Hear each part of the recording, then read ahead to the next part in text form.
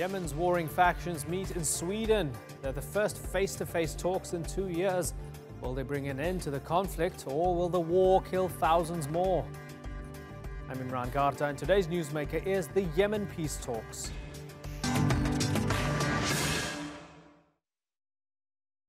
Yemen has been at war for almost 4 years. It's created what's been called the world's worst humanitarian crisis, killing tens of thousands and leaving millions more homeless. So there's a lot riding on the latest peace talks, especially since previous attempts have failed. Earlier this year, talks in Geneva collapsed after one side didn't even show up. But this time was different. The Iranian-backed Houthi rebels and the Saudi-backed Hadi government entered direct negotiations for the first time in years. Both agreed to finalize a prisoner swap deal, but several hurdles still lay ahead. So, will these latest talks help to end the brutal war, or will they fail like every other attempt before? Randolph Nogel reports.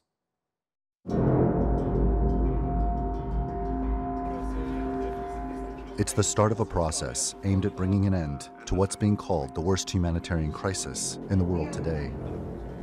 The UN-brokered Yemen talks being held in Sweden were given a jump start with a deal to exchange thousands of prisoners between the Yemeni government and Houthi rebels. We're now here. That's an achievement, but it's by no means enough. It is an achievement because it's difficult to get parties who are warring in a very, very hot war in Yemen to sit down opposite each other, as we have just seen them do.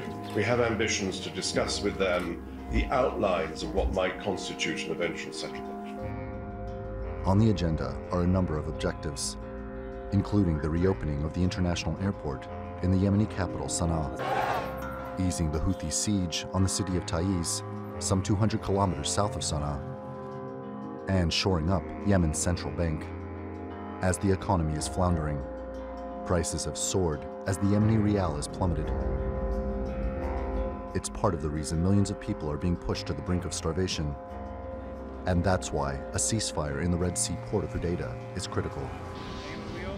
70% of all imported goods enter the country there, including vital humanitarian aid. If you read the report by the UNHCR, you will know who is delaying the delivery of humanitarian aid, and that the bureaucratic process imposed by the coalition in Hodeidah port is the reason ships and aid is delayed. We say the city should be controlled by a police force from Hodeidah's sons and not the Houthis. We can't accept or legitimize, just like no one can legitimize Daesh's presence in Mosul. We can't legitimize the presence of the Houthi in Hodeidah and in the rest of Yemen. The Houthis have said they're willing to hand over the port to the UN, but only if the Saudi-UAE coalition halts its airstrikes. Whether the UN decides to extend the talks will depend on how much progress is made. Reports say the sides have tentatively agreed to a second round in January. This first face-to-face meeting provides some hope to 20 million Yemenis in need of urgent assistance. But it comes too late for as many as 85,000 children who've died of hunger since the war began 4 years ago. And as previous rounds of peace talks have failed, this one may be the last chance to keep the country from descending into complete collapse. Randolph Nogel, The Newsmakers. Well, to discuss this, I'm joined now from Riyadh by Najib Ghanem. He's Yemen's former health minister and now a member of Al-Islah, a Yemeni political party that supports the Saudi-led coalition. In Sana'a, we have pro-Houthi journalist Hussein al-Bukhaiti. And in Washington, D.C. is Dave Harden. He's the managing director of the Georgetown Strategy Group, and he also spearheaded USAID efforts in Yemen. Gentlemen, thank you very much for joining us. Najib Ghanem, let me start with you. I know you've not always been happy about this program and how you've been questioned on this program. So I'm going to give you the opportunity to answer first here. Are you optimistic about those peace talks in Sweden? Thanks for just invite me for this one, really. And really, I'm very glad to be participated, always, all the time. But really, the answer of your question is yes and no. Yes, because really we are in desperate need to see an end of our, suffering people in Yemen, really. Now we are suffering too much. People are starving, and this is the main, the main scenario of this is caused by the coup of Houthis. We are optimistic for just maybe one or two files among 5 files discussed in Sweden talks. One of these is the releasing of the civilians has been captured by the Houthi militias in their hiding prisoners in Yemen, in Sana'a and elsewhere, and also versus this one, the legitimate power, the National Army of Yemen, will be released their fighters, their coup fighters. So we are just, replacing our civilians who have been captured by Houthis, and we are going to release those who are real fighters working in favor of the coup militias in Yemen. This is one file. We are very optimistic that maybe at the end of the day, they are going to be signing this one and just make maybe one success. Okay. The second one is, the second one is the ties. Right. Ties the siege and ties. Yeah. Right. Yes, go ahead. Yeah. Okay, let me bring in Hussein al-Bukhaiti, because Hussein, what Najib seems to be saying here is he'll be happy if they win, right? Ultimately, the Houthis need to sacrifice more because this is a coup power that came to power illegitimately. And so there isn't much compromise with regards to that. How do you feel about that, Hussein? To hear him saying that, this means that he actually doesn't care about the humanitarian situation in Yemen.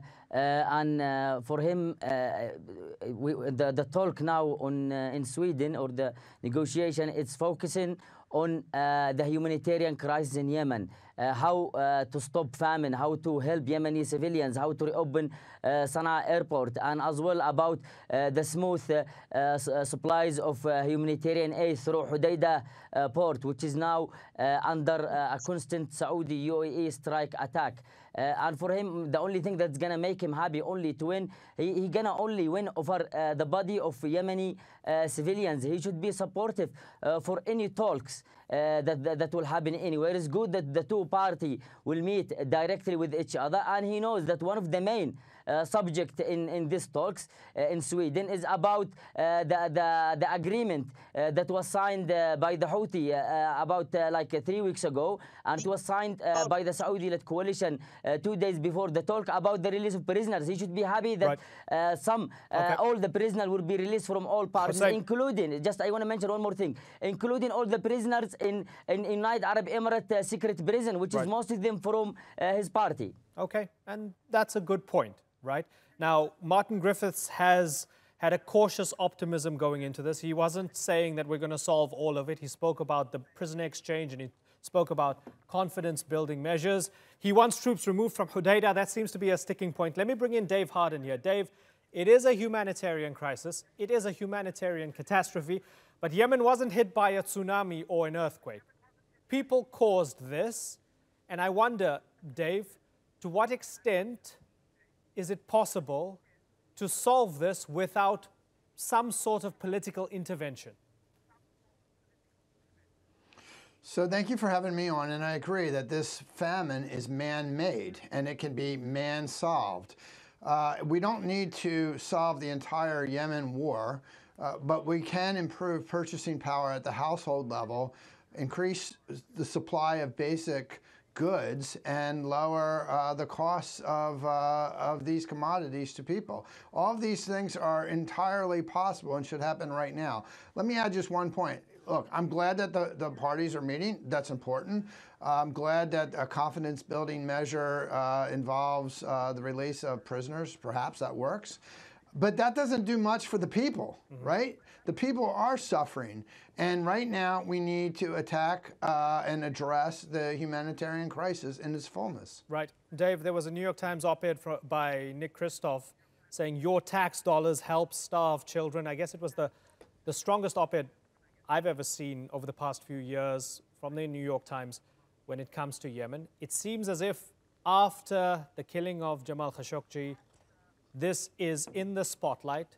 Yemen is in the spotlight, and all eyes are on the Trump administration and what the U.S. has done to support the Saudi-led UAE coalition there. What do you want the United States to do? Because it's fascinating. This was started under the Barack Obama administration. It's not as if the U.S. started waging war in Yemen after Khashoggi was killed. So I wonder, is this just politicking going on within the U.S. among the anti-Trump crowd? Or is something on the horizon, and might we see the U.S. stop supporting the Saudis? Well, I am glad that Yemen is now front and center in American politics. So that is important because there is grave suffering that's going on. Secondly, the Yemen file is actually fairly bipartisan. One of the strongest voices in Congress against U.S. continued involvement in Yemen is Republican Senator Todd Young.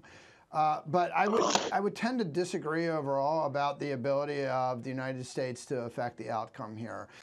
We have less leverage, I think, than what people assume. I think overall the combatants themselves are still engaged in the war-making effort, and they will continue because they mainly see a military solution ahead. That is not my position, and that's not the position of many of us here in D.C. But the parties themselves are going to have to decide that they want to end the war. And the U.S. ability to leverage this outcome is relatively soft. I mean, it's just more or less in the diplomatic realm. Our military engagement is not particularly meaningful to the many ongoing wars in Yemen at the moment. But if the United States stopped supplying the air support and stopped supplying the weapons to the Saudi-led coalition, that would send a massive message, wouldn't it, Dave? Yes, it would be. It would. I mean, clearly, it would be a political message that would resonate and affect both the Saudis and the Emiratis, for sure. But let's remember that the Yemen war is probably 4 or 5 concurrent wars, all overlapping. The Saudi-led coalition is only one element. The Saudi-led coalition against the Houthis is only one element of it. There are many other wars going on, the secessionists, AQAP and ISIS, a civil war within Yemen itself, and of course the Iranian element in all of this.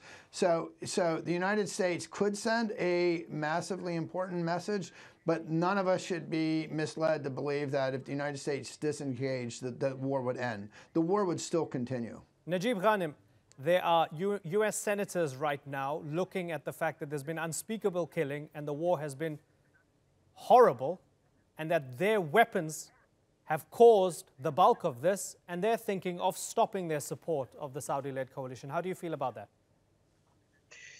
We shouldn't really forget the main cause of this agony. The main cause is the militias coup. We were, to just that was the beginning, Najib.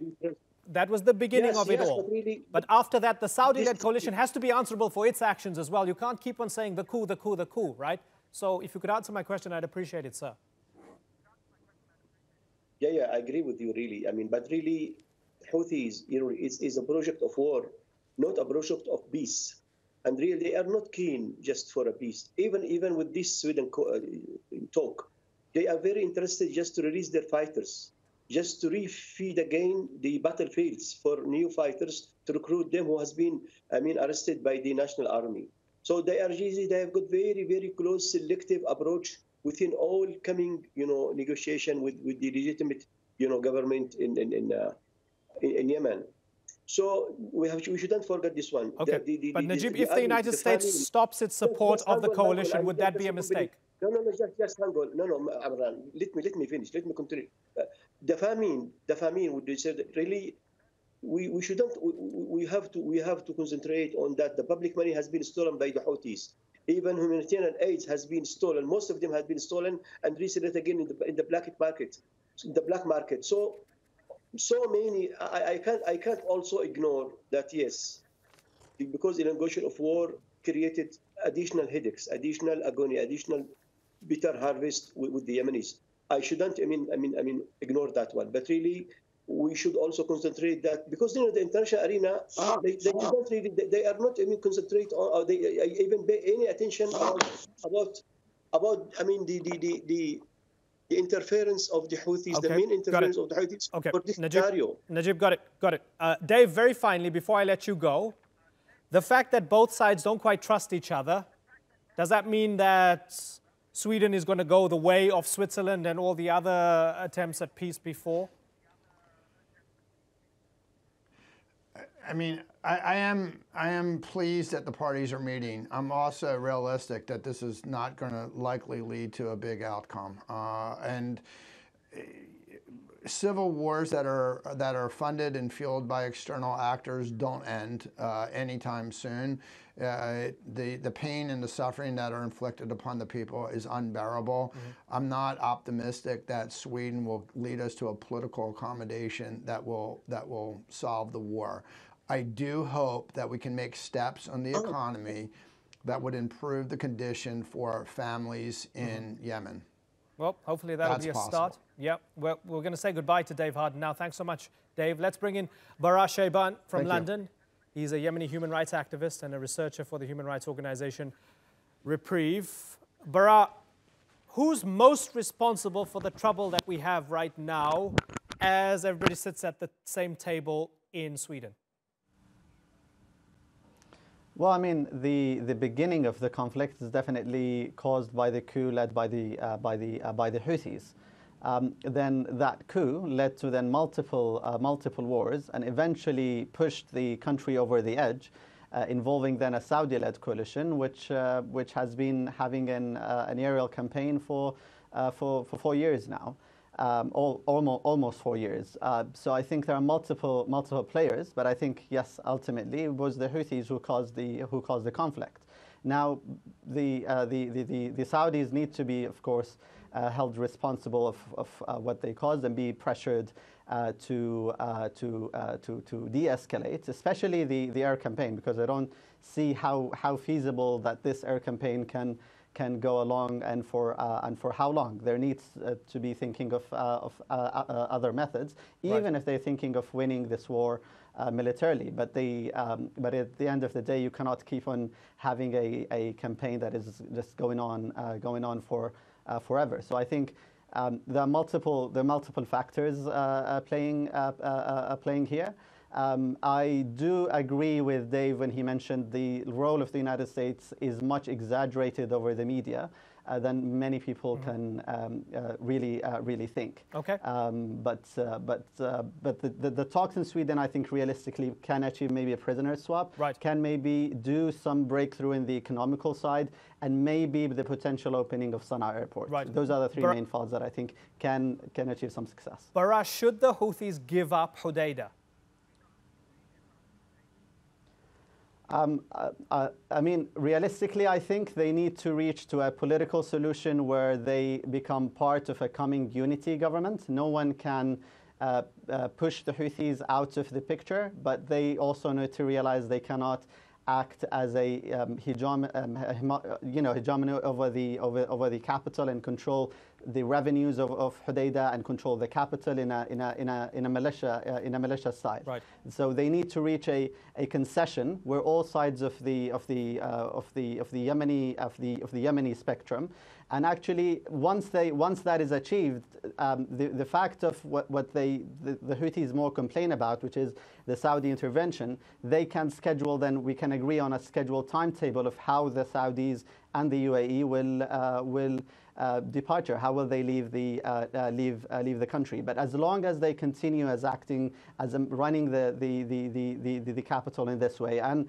running Hodeidah in the same way, the conflict will continue. There needs to be an understanding, a realization from the Houthi side that this at some time needs to end. At the end of the day, right, there is a possibility of a unity government, and only this solution will end the current conflict. Okay, so Hussein al-Bukhaiti, what we're hearing from Bara and what we heard from Najib as well is that the Houthis at some point have to understand as well that they can't continue to control the capital or even Hodeidah and still think that peace is possible.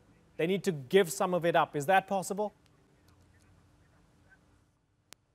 I mean, of course, they can't control any of this area, as the Saudi-led coalition said, but that's why you go for those kind of talk to get an agreement, to maybe will work out to form a government and then to rebuild the Yemeni army. It's not just like that you want them to go to talk with you and then you put your demand to withdraw from some areas. I mean, let's imagine if the Houthi withdraw from Hodeidah or Sana'a, will it be exactly the same what's happening now in Aden? Al-Qaeda, ISIS running freely, fighting every day, assassination, suicide bombing, and we have seen that Aden Airport and Aden Port is not under the control of the so-called legitimacy. They have to get permission from United Arab Emirates to enter the city. Yemeni Airways has sent a document to the Saudi-led coalition asking permission on the 12th of August 2018, asking permission to allow Yemeni planes to stay in Aden because they are forced to go to Djibouti or Jordan, where they pay tens of thousands of dollars. So I mean, let's talk really seriously here. Now we have a humanitarian disaster in Yemen. Both parties are fighting each other. I mean, it doesn't matter who you agree with.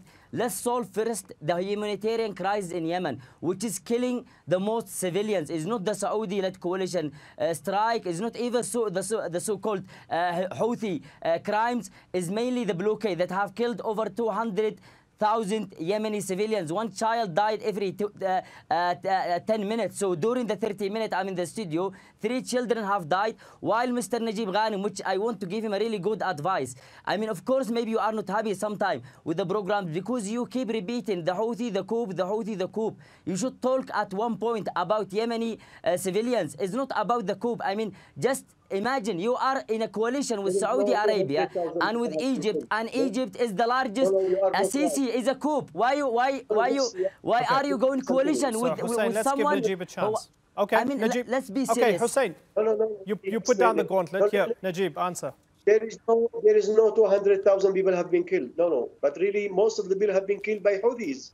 Yes, I admit that there are so many mistakes by one child died every 10 minutes, according to UNICEF. Okay, Hussein, give the man a chance. I didn't say that. It's the UNICEF who said that. Sorry. Let me reply. I mean, to just overcome the real cause, which they are insisted. Houthi project is a war project, funded by Iran, and they are not, ready for peace, because peace for them is against them. They are continuing fighting, and they will be, when they said about, human crisis made by whom? Made by Houthis who had put their hands above public money, and they just stolen the public money, and even the humanitarian aids. Most of the human aid has been stolen by Houthi militias as well. So this is man-made entirely by Houthi militias. Yes, we can agree that the elongation of war increasing the problems of the human people in Yemen. We should admit this one, but we have to concentrate on the real cause, and they are not interested to real peace. We should say it very loudly. Those co-militias, they are not interested for real peace. If they are interested to, they should obey for these 3 offenses: 2216 UN resolution, and the GCC initiatives, and also the national dialogue outcomes. They ignore all these things, and they just put it back, and they are continuing fighting. And now they are looking for those who are being arrested by the national army to refeed the war again by those arrested soldiers. Okay, I want to bring in Bara. Bara, so let's look ahead here. There's a prisoner exchange, perhaps no agreement on Hudaydah, not in the near future at least. Martin Griffiths comes out of it and says, yes, we have had confidence-building measures. At least they were at the same table, unlike at Geneva. What happens after that? What's the next step, Bara? Well, I think, first of all, I think the irony is that Hussein speaks about the blockade while forgetting that the Houthis are literally besieging an entire city in Taiz, the most populated area of the country. So I think it's not. The Houthis can't keep hiding behind the humanitarian situation every time someone addresses the main cause of the problem. There needs to be a time when they come and say forward, enough is enough, and we are going to come forward with the rest of the political parties and end the status quo, which is why how they've controlled Sana'a in the first place, and create a condition where forced many of the Yemeni forces to fight them. Now, looking forward, what can Martin Griffiths achieve? I think, realistically speaking, if he can achieve the 3 main files, which is an agreement on the economical measures, the payment of the public sector salaries, in addition to the prisoner swap, and then the opening of Sana'a airport, this could be a first step then of moving forward, then addressing a situation like in Taiz, for example, and then moving one file after the other. The fifth, I think, main point for Martin Griffiths is that agreeing on the agenda of the coming round of talks. So at least we have a timetable when both sides are going to meet again, and not delay it, because we haven't had the talks in Sweden happen after 26 months since the last peace talks. So at least schedule something close and say this is the agenda for the coming meeting, and just keep things going. Timetable for peace there from Barak. Gentlemen, we're out of time, but before we go, just a reminder, 85,000 children may have died from hunger since the beginning of the war, according to the best available estimates. 14 million people in a country of 28 million are now on the brink of famine. No matter who you blame for starting this war or continuing this war, it is an utter humanitarian catastrophe in Yemen. We'll keep a close eye on developments there. I need to thank you all, Barak Shaiban, Hussein Al-Bukhaiti, Najib Ghanem, and earlier Dave Harden. Thanks for joining us on The Newsmakers.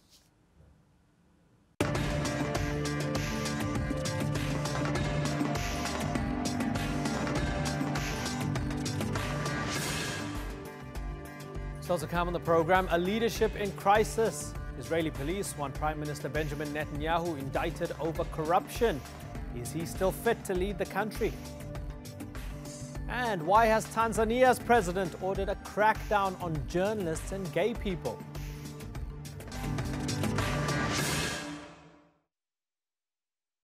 It's been a tough year for Benjamin Netanyahu. The Israeli Prime Minister's cabinet is crumbling, his coalition is collapsing, and he's facing not one but 3 charges of corruption.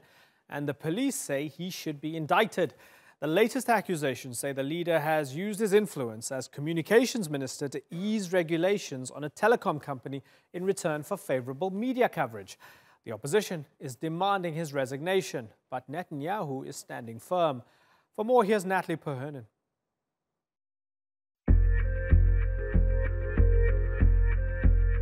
If a week is a long time in politics, 2018 has been an endless year for Benjamin Netanyahu. Israeli police have recommended a 3rd set of corruption charges be brought against him. כולם רואים עיתוי כל כך שקוף וקטנוני של המלצות שנקבעו מראש, הדלפות מגמתיות, תהליך נגוע, סיפורי שווא עליי ועל רעייתי, בכירים שאיתו חוקרים, משחק מכור מראש. ולכן ההמלצה לא מפתיעה והעיתוי לא מפתיע. In one investigation dubbed Case 1000, he's accused of accepting gifts for political favours. Case 2000 centres around accusations Netanyahu tried to strike a deal to receive positive coverage from one media outlet in return for curbing the business of another. And now there's Case 4000. Police say the Prime Minister used his position as communications minister to ease regulations for a telecommunications company, Bezek, in return for favourable coverage. Netanyahu denies any wrongdoing and has constantly railed against the allegations. He's described the investigations as delusional, an orchestrated campaign, and a witch hunt. The Attorney General Avikai Mandelblit will now decide if the PM should be indicted. It would be a first for a sitting Prime Minister. Despite that prospect, Netanyahu remains unbowed, overseeing a cross-border operation to destroy tunnels the military says were built by Hezbollah in Lebanon. Critics have accused him of trying to distract the public from the allegations. In 2019, Israel will go to the polls. Netanyahu often repeats his personal mantra about the investigations. וגם כאן, אתם יודעים איך זה יסתיים. לא יהיה כלום, כי אין כלום, ולא היה כלום. But will voters continue to have confidence in him with these accusations hanging over his leadership? Natalie Perhernan, The Newsmakers. Well, let's go to our panel in London. Hen Mazik is a former humanitarian affairs officer for the Israeli army. And Jeffrey Alderman is a professor of history and politics at the University of Buckingham. Gentlemen, thanks so much for joining us. Hen Mazik, let me begin with you. This is called Case 4000. Is Netanyahu in trouble? I think so. I think it's going to be serious. There are 4 cases, and those are serious allegations. And if the police is recommending to take Netanyahu to take those claims up, we'll see Netanyahu facing some serious charges. And I do think that it will have to result with him ending his role as a prime minister until the allegations will be either cleared out or charges will be made. And do you want him to step down? I mean, my personal political opinions, I think, are actually irrelevant to this debate. I think that if a prime minister is presented with 4 different cases of misconducts and suspicions to robbery, I think it's very important to step down until until the police and the legal advisor is able to investigate it. So I do think that he needs to step down. Okay, Jeffrey Alderman, this is the 3rd time that the police have recommended indicting him on corruption charges. Isn't it the reasonable thing to do to step down as Prime Minister? Bibi Netanyahu is a unique political leader. He is a street fighter and a survivor. He hasn't resigned before, and I should be very surprised if he resigns now. I think he will fight this out in the court that he knows best, which is, of course, in the court of public opinion. And the fact is that at the moment, Netanyahu is riding reasonably high in the court of public opinion in Israel, and I think he will just face out these charges, which are only at a preliminary stage. I mean, the police can recommend whatever they like. Whether there will actually be formal criminal charges laid is another matter. Hen Mazik, is it the reality that the more scandal-drenched he may be, the more his, I guess, reputation as a street fighter gives him more support at home? So why would he step down? Yeah, I mean, his whole agenda was based on the fact that the media hates him and the media is after him, and the fake news are trying to bring him down, very similar to other leaders that you might think of, and that's probably a big part of his popularity at this time when he's been challenged, and the media is actually bringing up those in a responsible way. I mean, they need to speak about those issues, but he's really twisting it around and saying, you know, the media is after me again, and I think that's why we are going to see him battling a bit more. But I think those allegations are too serious for him to continue. So I think in a few weeks or a few months, it will boil down. I mean, I hope that he will do the responsible thing to step down. And there are those who take it a step further and say that beyond fighting, he's actually saber-rattling and maybe even wagging the dog when it comes to the north and the Hezbollah tunnels. Do you believe that? I don't know about the Hezbollah tunnels. I think it's important to treat those terror risks, and UNIFIL also agreed that there was terror tunnels. So that might be an issue that is serious, a security issue. But I do think is elevating those stories and making Hezbollah or terror attack or anything that we have seen in the past a bit more serious than it was, especially because he was criticized following the Gaza riots and the attacks for not doing enough for the recent cycle of violence between Hamas and Israel. Netanyahu was criticized for not taking a harsher stand by the Israeli public, even his base of support. So I do think that he will elevate those stories, and we'll see more of it coming.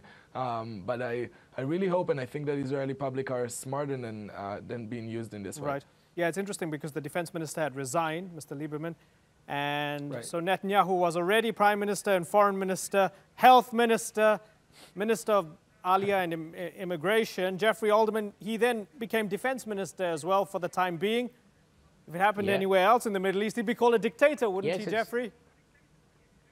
Yes, he would. But let's remember that Netanyahu was elected after free and fair elections. It's not as if he was Mahmoud Abbas, who I think is in his 13th year or 15th year of a 4-year term of office. We have to remember that only yesterday, there was a terrible attack in the territories, leaving several people severely injured, including a pregnant woman. All this will play into Bibi Netanyahu's hands. And I think, given that reality, on the issue of these alleged corruption charges, he will stay in office and he will fight to the bitter end. Would it be possible, Jeffrey Alderman, that given the context, the social contract between the Israeli people and their leadership right now is that you can be corrupt, but as long as you keep us safe? Is that what's happening with Netanyahu, Jeffrey? Yes. I think that's a fair summary. And the Israeli public has traditionally permitted or turned a blind eye to a certain level of corruption, because for them the major issue is security, and Netanyahu will play that card for all it's worth. Okay, so Hen, might we see, if there's ever going to be any accountability, if he has committed these alleged crimes, maybe it's going to be like Ehud Olmert after his term in office, but right now he has a job to do. Is that what's going on? I think that's the way that Netanyahu is trying to pursue. I think that's Sorry, also, Jeffrey, that's for Hen. Yeah, go ahead, Hen.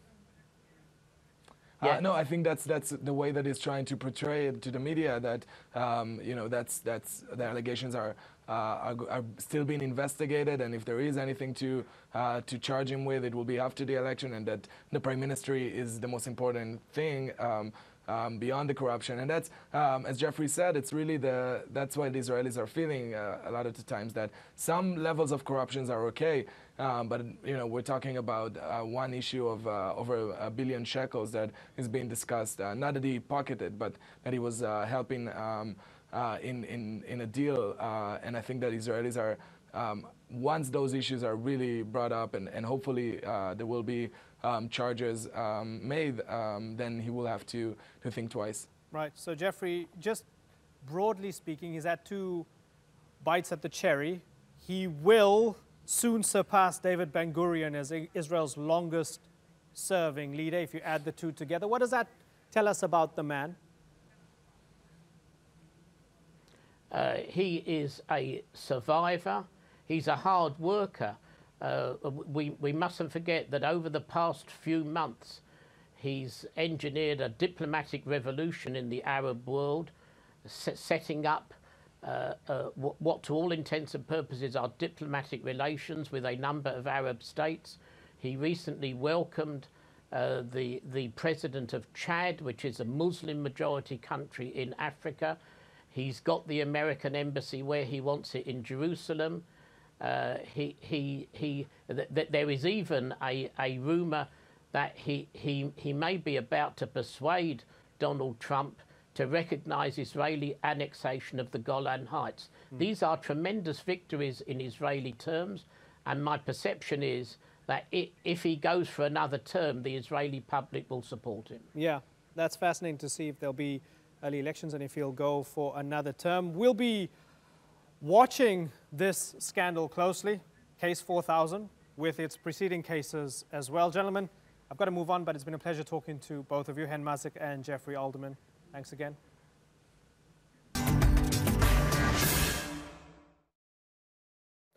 For almost 6 decades, Tanzania has been ruled by one party, the Chama cha Mapinduzi. But it hasn't been known for committing human rights abuses. That wasn't until they got a new president. This man, John Magufuli, he came to power in 2015, promised to clean up corruption and strengthen the economy.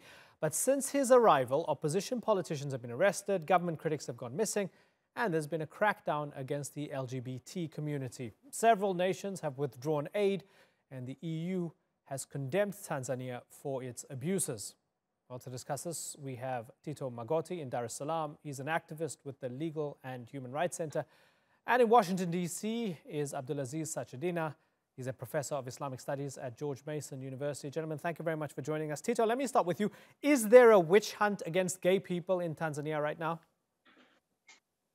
Actually, no, because that was a campaign which actually was initiated by a governor in Dar es Salaam, but apparently the government issued a statement that there is no movement like a national movement for hunting down those kind of people, hunting them down in a way that they are going to be attacked or put under scrutiny.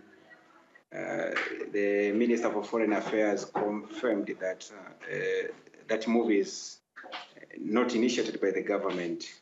So precisely there is no such a movement, but merely a call for people to comply with the local and international standards on human rights. Okay, hold on. You say local and international standards on human rights. So let me go to October 29th. Paul Makonda, the regional commissioner of Dar es Salaam, as you mentioned, that was the commissioner, called on citizens to hand over names of homosexuals.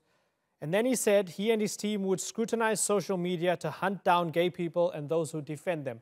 Now, as far as I'm aware, nothing's happened to Mr. Makonda. He hasn't been told, he hasn't even been told that what he said was wrong in any way. And it seems as if this has the support of the authorities. So you're telling me this is not a campaign and gay people don't have to worry? Actually, I'm speaking in reference to the statement by the Minister of Foreign Affairs, Honorable Retired Ambassador Augustine Maiga, who came up and appreciate that the government has no movement to hunt down LGBT people, but apparently it was not known as to whether the government sent the governor and as to whether the government was supporting what the governor was doing. But what I recall is that the movement was actually going to bring out some impacts, which even the government appreciated that if we allow this movement to take place in a manner which was suggested by the governor, perhaps it could abuse some other people's rights, including right to privacy, right to fair trial, Tito, and some other kinds of rights. 1 second, and before I bring in Abdulaziz, just very finally, Tito, we have reports that people have been locked up on suspicion of being gay and that HIV clinics are being shut down. Is that true? Actually, there is no formal report from the government that there are impacts, but we have heard of a coalition between the World Bank and some donors attempting to withdraw some funds for abuse, that they cannot support some projects or some programs in Tanzania, including on education, because of breach of human rights, including denial of teen students who are getting pregnant while in their schools, denying them to re-enter to schools.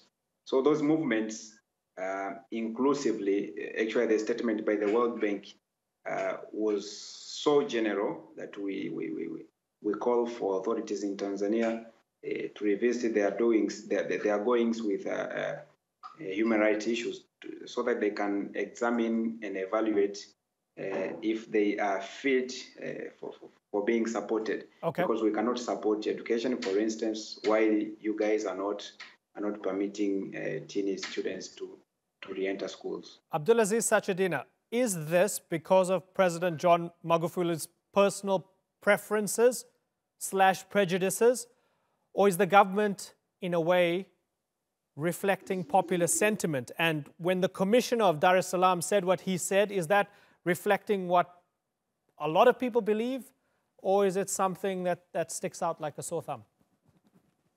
Actually, in the fifth establishment... Tito, this is for Abdulaziz. Go ahead, Abdulaziz. All right. I think it's important to keep in mind that there's a lot of external influence in Somalia locally. And I think the issue is what kind of pressure are religious communities seeing from outside? Because we know for sure that many rights violations are really sparked by the aid that comes in the form of petrodollars or evangelical groups funding them.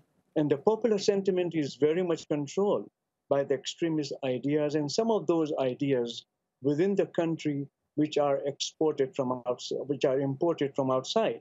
And I think that it's not the President Magufuli own choice on these issues, but a kind of a pressure on him to respond to these things, because both evangelical groups and the Muslim groups are against, and they do not tolerate the LGBT, sentiments or the gay culture.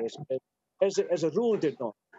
Therefore, one would expect that even if the country is very much controlled by what we call the democratic constitution, it's still responding to its responsibilities as a state agency. Tito Magoti, is there pressure from the evangelical groups and more religious Muslim groups to crack down on the gay community? Actually, that was an initiative by the governor himself.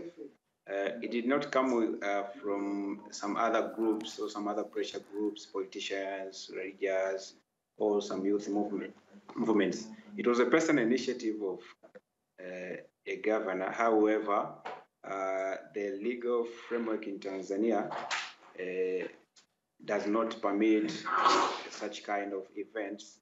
And in fact, it is not only the legal framework, it is in fact some policy issues, some other people perceive that these are things to do with morals, or these are things to do with our history, traditions. Right. So with that in mind, Tito, sorry to interrupt you. With that in mind, have people... There was no real pressure from the groups. Okay, so once he said it, did he find that a lot of people supported him after that? I know that the Minister of Foreign Affairs came out and said, no, we will adhere by international human rights standards. But was there popular local support for him when he said it? Actually, when a statement comes from these, our leaders, politicians, or some from other administrative machineries, they tend to be perceived by people in different perspectives. Those of us with human rights background, we tend to take issues and consider them in line with human rights. But those who are blind and ignorant of these standards tend to take things as they come, or tend to believe that the position by our leaders is perhaps the position of the law, is perhaps a proper standing. So the reaction to those events was varying depending with the kind of people who were actually perceiving them for the moment. Understood. Abdulaziz Sachedina, very finally, should this be folded into a general restricting of political space for the opposition? Are we seeing a trend here? I think we are, because generally the government that wants to remain in power uses the law enforcing bodies, and we do find that abuses by the police department in Tanzania. And there is what we call lack of freedoms, freedom to express opposition to the government. This is the beginning of what we call the violations of human rights, because it starts with suppressing the freedoms that are guaranteed by the UDHR, Universal Declaration, that one should have that ability to oppose some of the ideas that the government is pursuing and trying to enforce on the population. I think Tanzania is faced with that, and we know quite well, with the reports that are coming out in different journals and in the different, organizations. Even the NGOs find that they are not able to function the way, if they were going to criticize the government would not tolerate it. That intolerance of the government leads to the violation of the human rights. And human rights need to be preserved at all levels by the state. Individuals are not capable of really defending their rights. It's the state that does for them.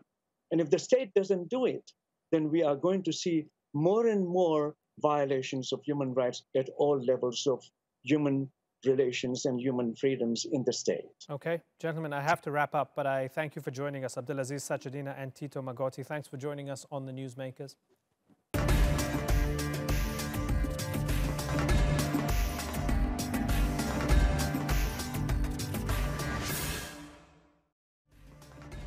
That's all for this edition of The Newsmakers with me, Imran Garda. You can check out more of our stories on YouTube, Facebook and Twitter. Remember to like, follow and subscribe. Next time, Paris is burning. Yellow vest protests in the French capital enter their 4th week. Is President Macron able to ease the tension? Until then, thank you for watching. Bye-bye.